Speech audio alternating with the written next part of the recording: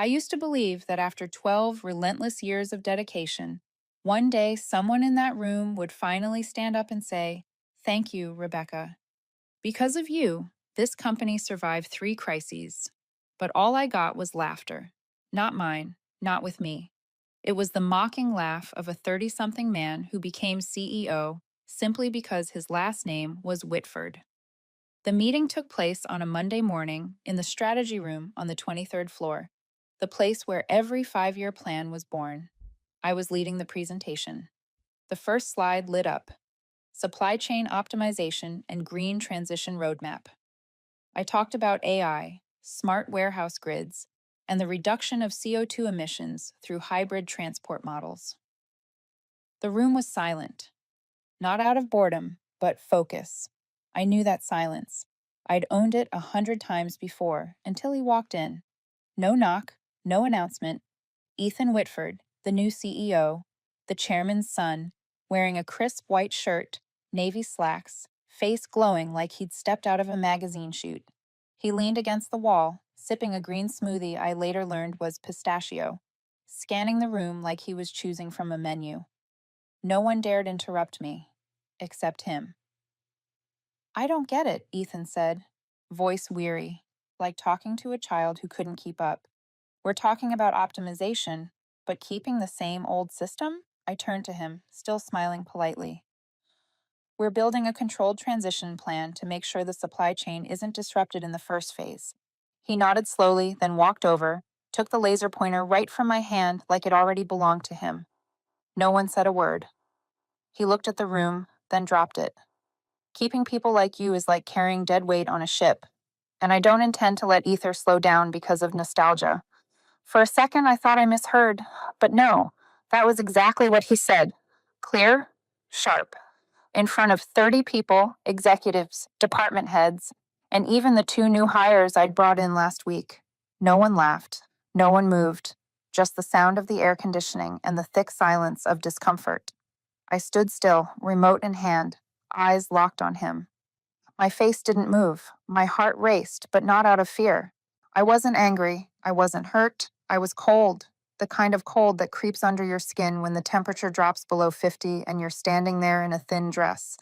Ethan sat back, crossed his legs, and gestured for me to continue. But I didn't. I closed my laptop, calmly slipped it into my bag. People's eyes followed me, cautious, awkward, full of pity they didn't dare show. Someone tried to speak, but couldn't. I just nodded once, a silent bow, and walked out. When the door closed behind me, I stopped for 1 second, not to think, but to memorize the sound of that room, the place I'd once been essential to. Now just a footnote in their history of innovation. I didn't go back to my desk, didn't check my inbox. I went straight to the lobby, through the glass revolving doors, into the autumn sunlight. The receptionist asked if I needed a car. I shook my head. On the drive home, I didn't cry. I didn't call anyone. I just rolled down the window, let the wind rush through my hair, and one thought filled my mind. Fine. If I'm the dead weight, let's see how long you stay afloat without me. I walked out of those revolving doors as if I'd never existed there at all. No one followed. No one looked back. And I wondered, if a person like me disappears after 12 years and no one says a word, did I ever really exist in that place? The wind brushed through the trees lining the street. I walked for a while, no car, no rush, just the feeling of pavement under my feet, reminding me I was still here, still me. And if you're hearing this right now, I'm curious, where are you listening from? Driving to work? Sitting in a coffee shop somewhere in Chicago, Austin, maybe New York? Have you ever walked out of a room and felt a part of your life stay behind? I just did. And strangely enough, the only thing I feel is quiet. Not the quiet of defeat, but the quiet before the storm I'm about to unleash. I didn't go home that day. I drove around the city with no direction, no destination. Austin was warmer than usual for an early autumn afternoon. People filled the streets, sitting at outdoor cafes, sipping cold brew and talking investments, as if the world would keep spinning without anyone having to hold it together. And me? I had just been thrown out of a system I'd spent more than a decade building. A woman labeled slow, outdated, and useless by a man who'd only lived through a few real world summers. I parked by Town Lake, where few people go in the middle of the week.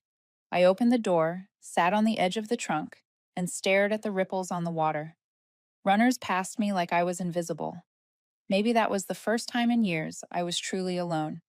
My phone buzzed 3 times. A message from Trisha, Operations Deputy. You okay? I looked at the screen, unsure how to answer. Another message popped up from my mother. Take a break for a while, honey. You need it. I laughed softly. Of course.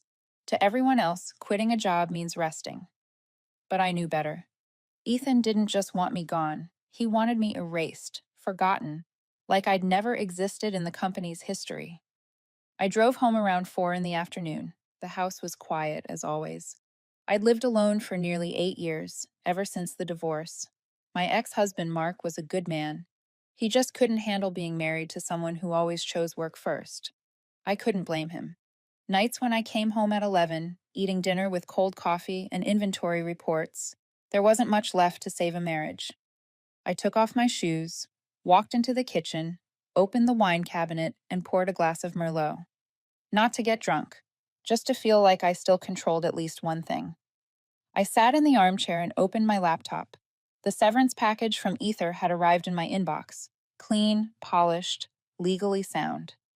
6 months' pay plus a quarterly bonus for last year's operational performance. I skimmed the numbers, then scrolled down to the terms. Nothing unusual, except for one line that made me stop.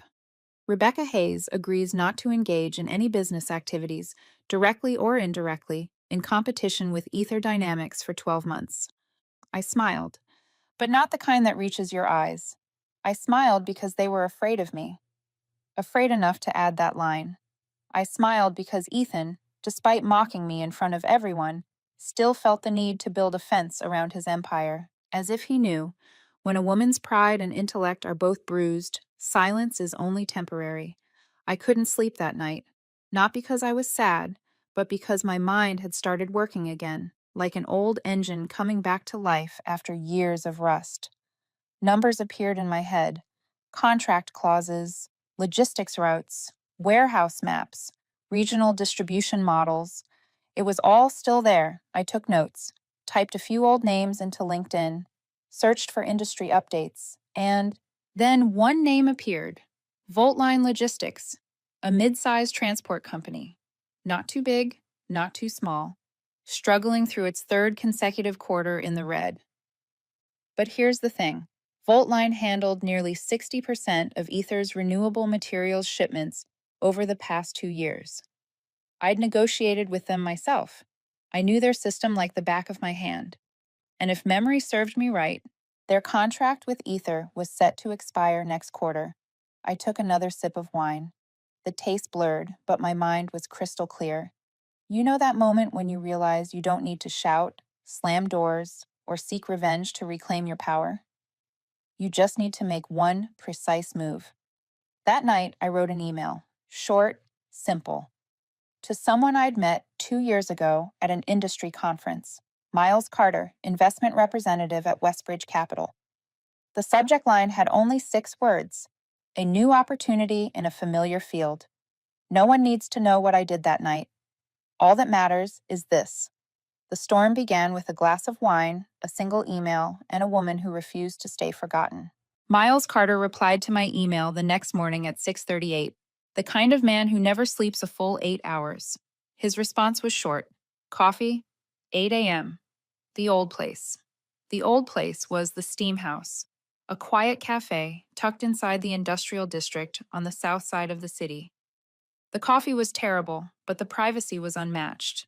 It was where Miles and I first met, two people still trying to prove we deserved to be heard in rooms filled with richer men.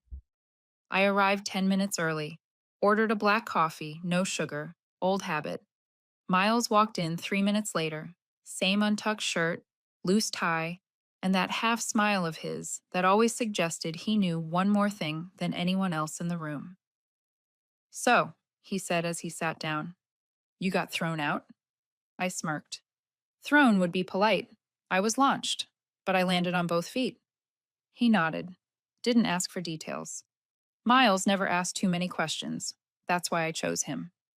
I opened my laptop, scrolled through the slides I'd finished the night before. Voltline's operation model, profit breakdowns, the root causes of their losses, and what I believed could change everything. I'm not here looking for a job, I said, meeting his eyes. I'm here to propose a deal. Miles set his cup down and tilted his head. I'm listening. I presented for 12 minutes. Steady, clear. I explained that Voltline was a slow ship, but a solid one, just needed someone willing to cut loose the extra anchors. I spoke about Ether's dependence on their current logistics chain, the one I'd built myself, which meant I knew exactly how it would react if someone altered the flow. You want to buy Voltline? He asked. No, I said. I want you to buy it, and I'll run it. Miles laughed. And in return, I want 40% equity, no board seat, just full operational control for 18 months. If it doesn't turn a profit, I walk away, no compensation. He leaned back, silent for a few seconds. Then he asked, softly but pointedly, Rebecca, is this personal or is it business? I looked straight at him. Both, I said, but the personal part happens to be the perfect fuel for a smart deal. Miles didn't say another word. He nodded, took out his phone, and texted someone, probably his fund assistant. Then he set the cup down and extended his hand. I like deals with clear motives, he said, especially when the motive walks in wearing heels and already talks like she's won. We shook hands. No paperwork that day, none needed. We'd worked together before. We both knew that if words weren't worth anything, contracts wouldn't save us. 3 days later, I received an official offer from Voltline. Miles and Westbridge acquired 52% of the company at 18% below market value, thanks to its poor financials. I stepped into Voltline's headquarters on a gray Wednesday morning, titled Interim COO. The building sat in the eastern suburbs, old, musty, printers gasping for air. No glowing logo, no uniformed receptionist. A man named Dave greeted me with a look caught between skepticism and hope. I didn't say much. I just shook hands, asked names, listened to stories they'd stopped bothering to tell management. And at the end of the day, standing in a small, worn conference room, I said only one thing. I won't promise this will be easy, but I promise one thing. If we go down, it'll be fighting, not surrendering. No one clapped, but no one left early. That night, I sat alone in the former CEO's office. The family photos were gone. The framed diplomas, too. No calendar filled with meetings. Just me, a laptop, and a blank sheet of paper. I wrote the first line. Week 1. Audit all contracts and operational processes. Then I stopped, looked around the silent room, and whispered to myself. They called me dead weight. Fine. They forgot that even weight can become a pillar, and I've stood alone long enough to know I don't need anyone to hold me up. The first day at Voltline Logistics came with no ribbon cutting, no opening speech, no flowers. Just me, a black coffee with no sugar, and the smell of dust in a server room that hadn't been properly cleaned in 2 years. I didn't start by calling a meeting. Instead, I walked through every department, not to inspect, but to touch each worn-out part of this company like a doctor checking on a patient, not by measuring vitals, but by looking into their eyes to see what was really wrong. The accounting room had 3 people, 2 printers, and a management software system that hadn't been updated since 2015. The logistics coordination team ran everything on Google Sheets.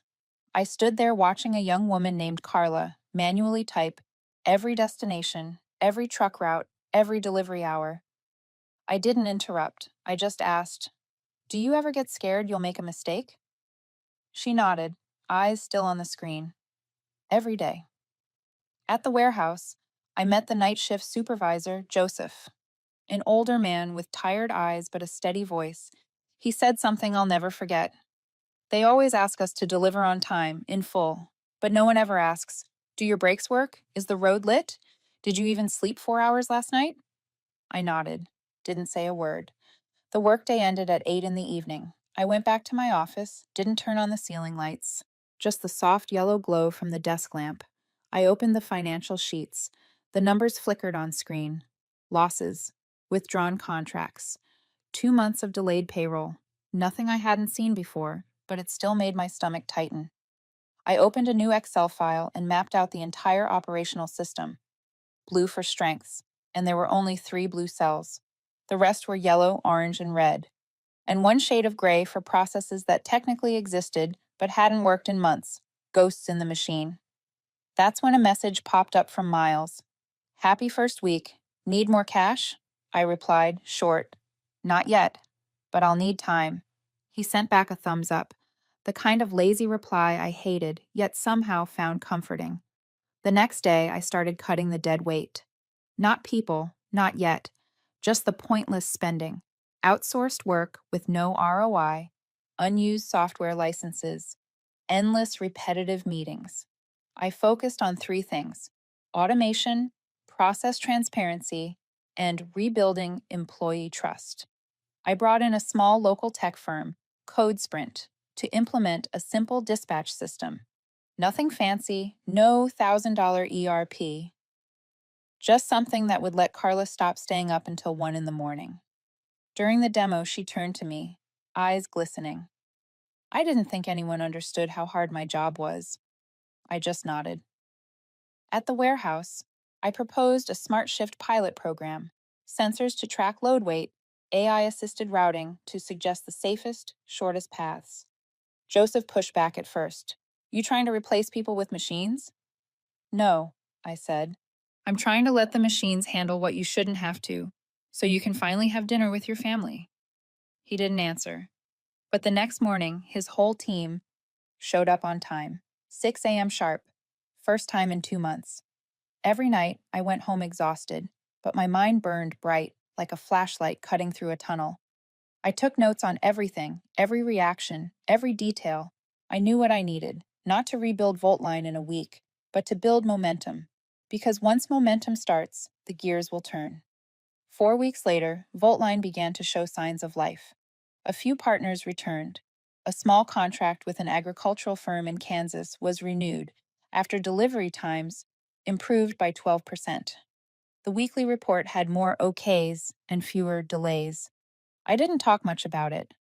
I just stood at the warehouse doorway watching Joseph orchestrate his team like a conductor leading an orchestra. I nodded slightly. He saw it, but neither of us said a word. That evening, as I left Voltline's old building, I turned back. It was raining lightly. The streetlight reflected off the faded sign, the word Voltline barely legible. I stopped, reached into my coat pocket, and pulled out a can of silver spray paint I'd bought that afternoon from a hardware store near the office. One quick spray, right across the last letter. The letter E in Voltline now shone the brightest, and I whispered, just for myself, "From here, we begin again." I thought Calm Seas would last a little longer. We had just closed the first 3 months with our first positive result after 7 quarters of losses. Not huge, only a few tens of thousands of dollars in after-tax profit, but it was real, not dressed up. A number of the 13 people at Voltline had earned themselves. I thought it would buy me time. It did not. In the first week of month 4, Miles sent me a 2-line email. Ether knows. Ethan is looking into it. I needed no more to understand what was coming. The old storm had not died, it had only subsided. Now it was coming back. That afternoon, I got a call from an old contact in Ether's legal team. She would not be explicit. She only hinted that Ethan had called a meeting to review strategic partners in the supply chain. A polite way to say they were looking for a reason to cut Voltline loose. I was silent. Not surprised, just annoyed. I know Ethan. He will not go for a direct attack. He will make you slip. 3 days later, I received a copy of a small industry blog post. Ethan appeared as a guest, talking about ethics in supply chains and conflicts of interest in recent deals between the company and its partners. He did not name names, but the tone was pointed. People in the sector would understand who was being targeted. I did not answer. Not yet. Instead, I kept working, but opened a new tab in my browser, Public Filings for Corporate Share Information in Texas. I began combing through legal minutiae, every clause in Ether's old contracts with Voltline, looking for weak points, for seams, for any place I could stand if the storm hit. One Friday night, while I stayed late to review the company's fixed asset list, Carla came in holding an iPad. "Rebecca," she said, "you should see this." On the screen was a leaked internal email titled Urgent Review of Voltline Shipping Performance. In it, Ethan asked the operations group to pause any new requests with Voltline until transparency and financial stability could be verified. The reason stated, we must ensure our partner is not driven by personal, destructive motives. Destructive, that word made me smile. I collected myself faster than I expected. "Thank you, Carla. Send that file to me." When Carla left, I exhaled. Now it was clear. Ethan did not just know, he was afraid. When someone like Ethan is afraid, he will not fight. He will build fences. He will silence others. He will cast blame and push you into the villain role in your own story. I turned on the desk lamp and opened the old Ether data files. I once ran the top-level coordination in that supply chain. I knew the numbers, the habits, every signed and unsigned decision. And I remembered clearly that last year, Ethan had approved a series of contracts that overvalued raw material storage. At the time, I did not question it. I noted it because I thought he had a strategy. Now I do not think that. I began collecting data, not to attack, but to defend. If Ethan wanted a war, I would not run, but I would not fire the first shot. I would only show him that if he pulled the trigger first, I know how to squeeze the trigger back. That weekend, an email arrived from one of Voltline's 3 largest clients, Clovergrid, a clean energy equipment company in San Diego. Short message. "We have heard Ether may stop working with Voltline. We want to verify this before renewing our contract." This was the first concrete effect. I knew if I did not act, the dominoes would begin to fall. I did not sleep Sunday night. I lay on the sofa, listening to the hum of the air conditioner. I was not angry. I asked myself, how will I play this hand? Fight or continue to build so that growth becomes the answer? Maybe you have been in that place too, where you are treated like a threat, but must stay calm so you do not become exactly what they describe. Then, just before dawn, I sat up, opened my laptop, and typed one line to Miles. "If we need to speak up, I want our voice to ring like a bell, not knock on a door." Monday started with a call from Miles. No greeting, no small talk. "They are naming you in 3 different meetings," he said. I knew who they were, and I was not surprised. The speed at which investors react matches the level of fear in the market. And when my name began appearing alongside the phrase causing supply chain disruption, I knew it had nothing to do with facts, and everything to do with Ethan trying to shove me into the dark, where anything I say is suspected before it is heard. I sat in my office looking at Voltline's delivery network map, the routes colored green for on time, yellow for slight delays, and red for incidents. The red had dropped to 3%, the lowest in the company's history. It did not matter. None of Ether's shareholders cared about an operations map. They cared about the feed where Ethan was shaping a distorted, messy, dangerous version of me. I knew the playbook. I had seen it before at my old company, where a strong performer gets pushed out not for incompetence, but for overshadowing someone else. They will not say it straight. They will drip feed rumors, intentional but hard to trace. They make a tiny crack and let time do the rest. That afternoon, I held an internal meeting with the team. No talk about Ether, no talk about rumors. I said only this: we do not answer with words, we answer with results. They nodded. I saw something light up in their eyes. Pride, maybe, but deeper than that. After the meeting, I walked through the warehouse. Joseph and the crew were reinstalling the new sensors I had ordered last week. I stood in the doorway and watched. Joseph nodded. No words needed. Sometimes a leader's quiet presence weighs more than a speech. That night, I pulled the old backup of the Ether system data I had kept when I worked there. I had it for years, not out of malice, but because I never fully trusted their internal systems. Now, it was the final wall between me and the collapse Ethan was trying to build. I found old reports signed by Ethan, small adjustments in pricing and depreciation that looked reasonable one by one, but taken together painted a picture of deliberate internal manipulation. I remembered a meeting last September. Ethan proposed shortening depreciation for storage equipment, citing market pressure for speed. I opposed it and was ignored. Now I understand why. Each tweak pushed short term profits up just enough to nudge stock prices and trigger performance bonuses he stood to gain. I saved everything, encrypted the files, and sent a copy to my private lawyer, Eliza Hart, a razor sharp woman who never asks why, only what outcome you want. Just a precaution, I wrote in the attached email. Do not release. But I want something between me and the sword if it falls. Eliza called 5 minutes later, calm and emotionless, enough to build a file. If he publicly accuses you, I can file defamation and unfair competition suits in 48 hours.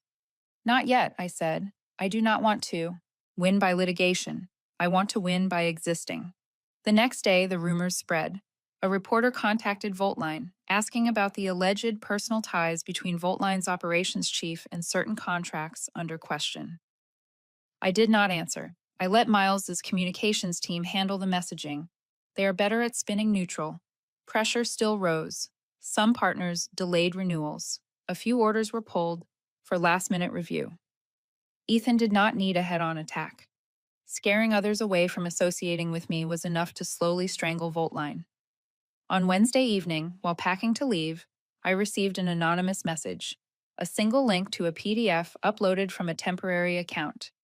It contained internal meeting minutes from Ether. Ethan proposed replacing Voltline entirely with an in-house delivery network to ensure control. I knew it was a lie. Ether lacks the infrastructure to run logistics itself. If they tried, they would lose tens of millions and suffer at least 4 months of disruption. But that did not matter. Ethan did not need to follow through. He only needed people to believe he could. I printed the file, set it on the desk, stared at it, then called Eliza. I need a legal warning sent to Ether, I said, not a threat. Just a reminder that we know what they are doing and that we have the records to prove that removing Voltline would be personal retaliation and unfair competition. Eliza asked one question. Do you want this public? I paused, then shook my head. Not yet. I do not want to win by burning everything down. I want to win because I built something better.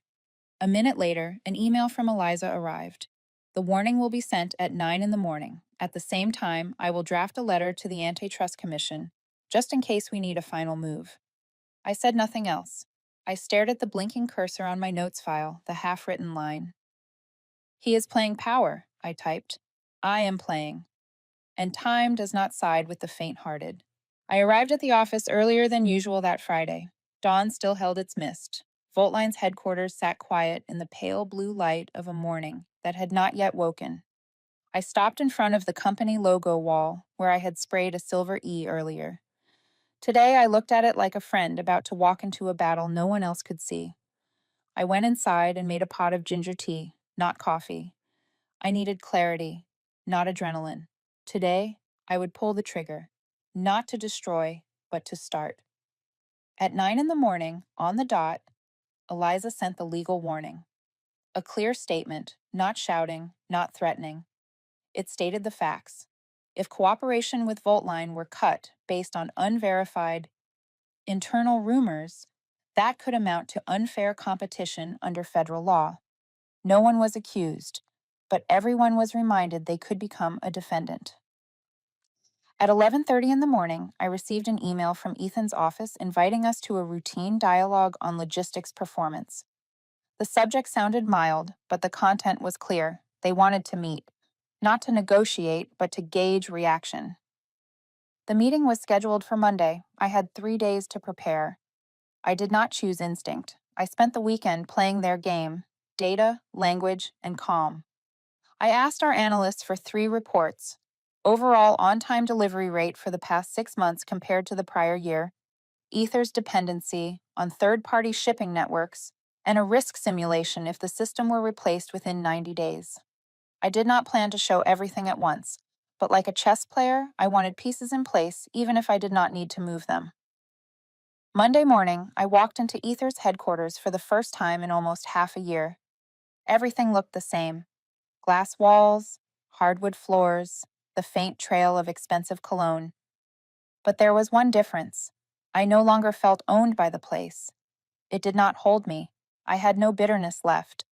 I saw one truth clearly. I had walked out of that system, and now I returned, not to ask for a place, but to confirm I no longer needed it. The meeting room was on the 24th floor. Ethan sat with three others, a finance director, an in-house lawyer, and Tricia, who used to report to me. She avoided my eyes. I understood. No blame. Ethan was the same. Half smile, pristine white shirt, gray tie.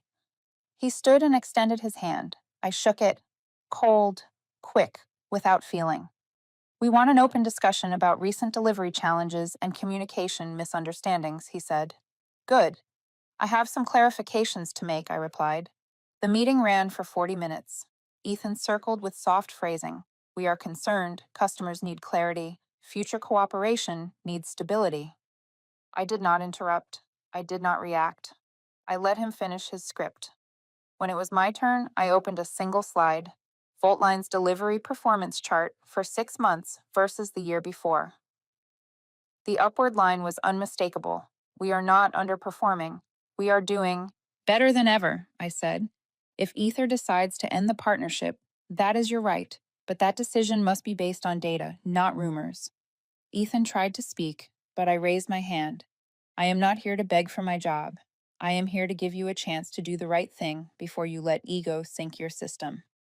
A minute of silence. No one spoke. Ethan exhaled softly, a sign of someone forced to face an inconvenient fact. The meeting ended with no decision. I did not need one. I only needed to plant a seed. Doubt in the minds of those standing behind Ethan. From there, I knew the movements would begin. 2 days later, Clover Grid, our strategic partner, renewed its contract with Voltline and added a priority routing clause. No explanation required. I knew they had listened and chosen a side. That week, I met with Gerald Finn, CEO of FinTech Distribution, a former Ether client who left after a bad deal. I did not pitch. I simply presented a new pricing plan, quarterly incentives, and a 96% delivery guarantee.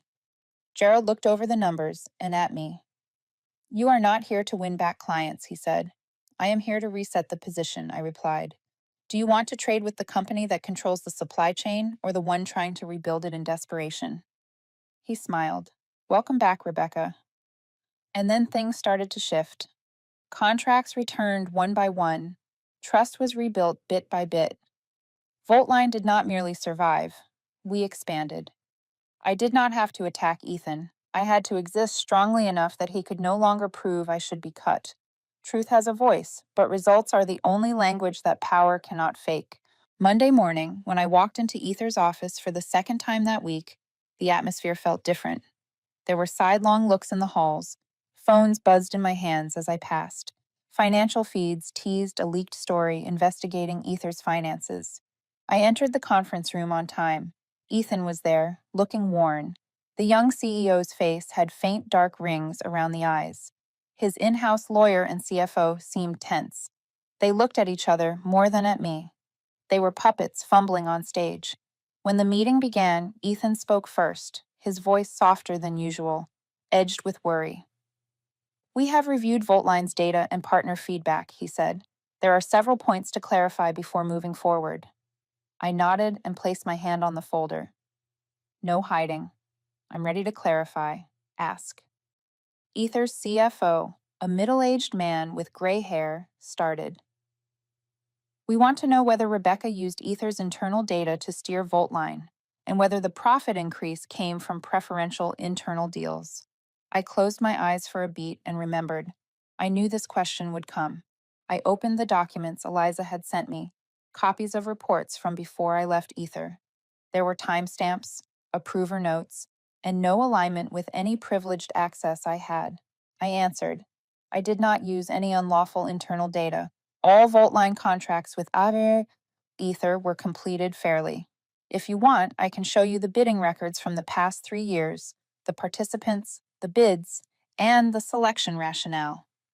The CFO stared, suspicious but without proof. He turned to Ethan. Do you have anything to add? Ethan stepped back and went quiet. I added, remember I used to sit in meetings like this. but not to beg permission. I helped build the system that made Ether run. Now I am the outsider asking questions of your system. The words landed like a single clear knock. No immediate reply.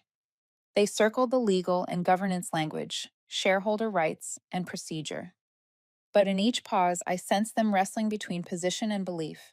The meeting ended with no firm conclusion. Ethan left quickly, eyes averted.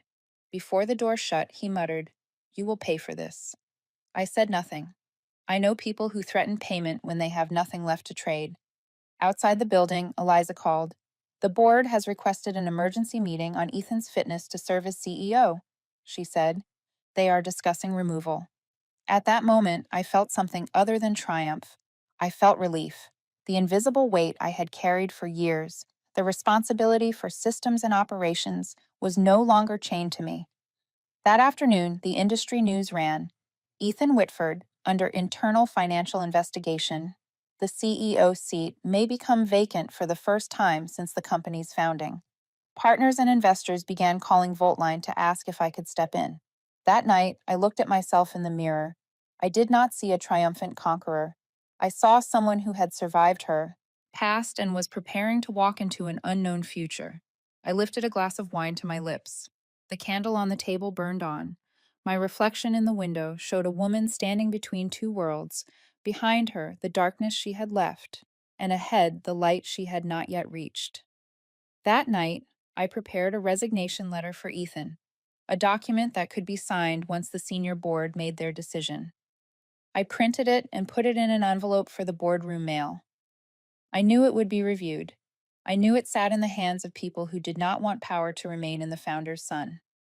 Wednesday morning, Eliza emailed. The board approved Ethan's removal effective Friday. His resignation has been signed. I sat motionless, lips loose. Inside, it was not victory, so much as the calm of someone who has borne pressure long enough to know that sometimes winning does not require shouting. On Friday afternoon, I entered Ether's boardroom to witness a historic moment. Empty seats filled with senior leaders. When the chair struck the gavel and declared Ethan Whitford officially relieved of his duties to make way for a transition, I felt the burden lift from my shoulders. Before I rose to leave, I looked toward Ethan as he stood near the exit, drained, stripped of power. I said nothing. I only smiled lightly, a smile without hatred and without gloating. It was a period at the end of a sentence in which my darkest chapter finally moved forward. As others applauded and left, I stayed behind in that room. I placed the resignation letter on the chairperson's desk beside the small gavel. I was not there to strike. I only looked at it. Then I folded the letter back, pocketed it, and walked out. Before I passed through the door, I looked at the board and said, not to them, but to myself, from now on, I belong to no company. I lead contracts, supply chains, and systems, not depend on a name. Then I left the boardroom without a parting bow. I knew I had done my job, turned humiliation into a transfer of power, not through rage, but through strategy.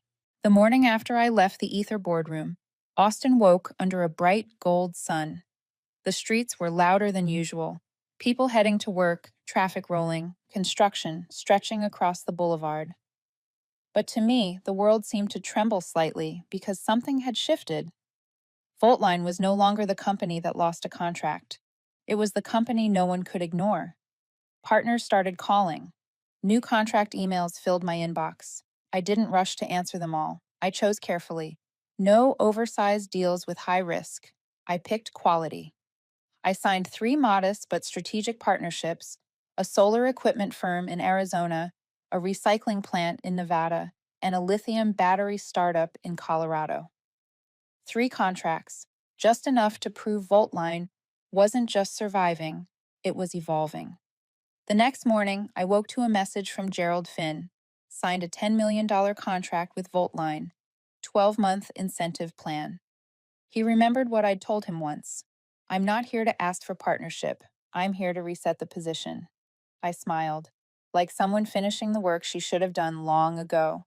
A week later, Forbes Women interviewed me for a feature titled "The Woman Who Turned Humiliation into Innovation." They asked, "How does it feel to be on top after being dismissed like that?" I answered, I don't think I'm on top. I just climbed from the bottom, one step at a time, trying not to let myself fade. If there's a summit, it's the moment you understand your worth doesn't need validation, as long as you don't deny it yourself. They published it. Thousands of shares and comments followed. People called me a symbol, a bold woman in business. But I knew the truth. Symbols are just the surface. What matters is the system, the capability, the way you play when no one is watching. On the day Voltline inaugurated its new headquarters, a glass tower with a new logo reading Voltline, driven by integrity, I walked into the director's office and sat down at my desk. Outside, through the doorway, the team gathered: warehouse staff, software engineers, drivers, coordinators. They smiled. No speeches, just nods, just eyes that understood. I left my office and walked down the glass hallway overlooking the city. Austin stretched beneath me. Car horns, machinery, footsteps. For the first time, I felt part of the rhythm. I was no longer the one being cornered, no longer the one expected to explain. Slowly, I took out my phone and sent a message to Voltline's internal group chat. Thank you for believing, not in me, but in what's right. Moments later came the reply. Thank you for leading the way. I slipped the phone back into my pocket and whispered to myself, I didn't take revenge. I built a path so that when others walk it, they'll know no one has the right to look down on them. I stepped outside into the late afternoon light. The Voltline logo gleamed against the glass. My shadow stretched across the pavement. I didn't know what the future would bring, but I knew this flow, the supply chains, the partnerships, the green technology would carry the Voltline name, and every contract, every truck, every client would be another brick in the empire I chose to build, not conquer. In the final moment, I looked into the lens, at you, the listener, and thought, if you've ever been called useless, remember, the only useless person is the one who gives up the right to redefine their own worth. Everyone else, like me, can rebuild the world. Before stepping down the front steps of Voltline's new headquarters, where the sunset stretched long shadows across the ground, I paused, not out of hesitation, but because I knew this story, like the journey of anyone underestimated, shouldn't end with a full stop. If you've made it to this part, maybe you've been there too, overlooked, dismissed, called unworthy. And if this story made you think differently about yourself or how you respond, tell me. Leave a comment below and share where you are on your own path. Maybe you're driving home, washing dishes, or sitting quietly in a coffee shop in a city far from home. I want to hear from you.